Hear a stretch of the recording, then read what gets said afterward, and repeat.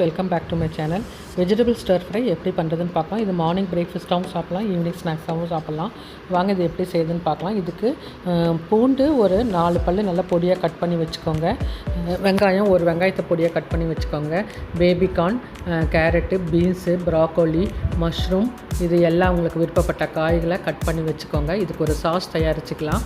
இந்த sauce oyster சாஸாக 2 table spoon, இல்லைன்னா red chilli sauce 2 table spoon, அதில் மிளகுத்தூள் அது 1 டீஸ்பூனு, ஆரிகோனோ அது 1 டீஸ்பூனு, இல்லை சில்லி ஃப்ளேக்ஸ் அது 1 டீஸ்பூனு,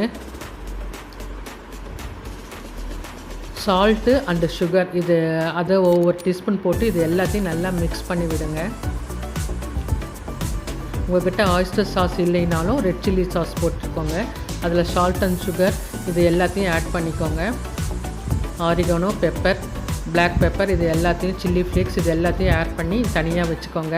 இதுக்கு சீசேம் வெள்ளை எள்ளு அது 1 டேபிள் ஸ்பூன் எடுத்துக்கோங்க. அது ஒரு இதில் போட்டு பேனில் போட்டு நல்லா ஃப்ரை பண்ணிக்கோங்க. அது நல்லா வெடித்து வரும்போது எடுத்து தனியாக வச்சுக்கலாம்.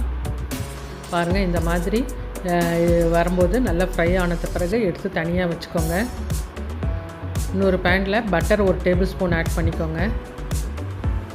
கட் பண்ணி வச்சுருக்கிற பூண்டு, நல்லா பொடியாக கட் பண்ணி வச்சுருக்கிற பூண்டு இதில் ஆட் பண்ணி நல்லா ஃப்ரை பண்ணி விடுங்க.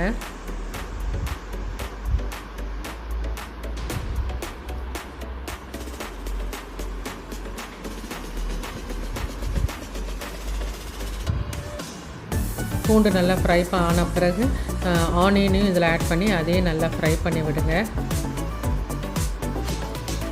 கொஞ்சோண்டு சால்ட் ஆட் பண்ணிங்கன்னா ஆனியனும் இந்த பூண்டும் நல்லா ஃப்ரை ஆகிடும்.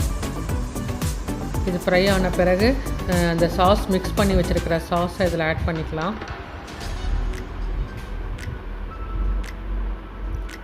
இப்போ கட் பண்ணி வச்சுருக்கிற வெஜிடபிள்ஸை இதில் ஆட் பண்ணிக்கலாம்.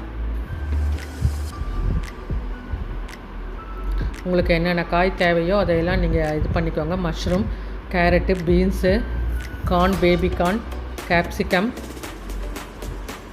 ப்ராக்கோலி இது எல்லாத்தையும் நல்லா மிக்ஸ் பண்ணிவிட்டு மூடி வைங்க, சிம்லேயே வைங்க. அதே கொஞ்சம் தண்ணி விட்டு நல்லா வேகும். பெப்பர் பவுடர் கொஞ்சம் ஆட் பண்ணிக்கலாம் மேலே. இது எல்லாம் நல்லா ஃப்ரை ஆகிடுச்சு. ஃப்ரை ஆன பிறகு இந்த வறுத்து வச்ச எள்ளை இதில் ஆட் பண்ணிக்கோங்க.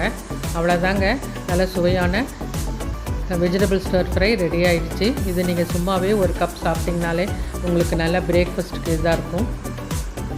தேங்க்யூ ஃபார் வாட்சிங். இந்த வீடியோ பிடிச்சிருந்தா சப்ஸ்கிரைப் பண்ணுங்கள், ஷேர் பண்ணுங்கள், கமெண்ட் பண்ணுங்கள். தேங்க்யூ.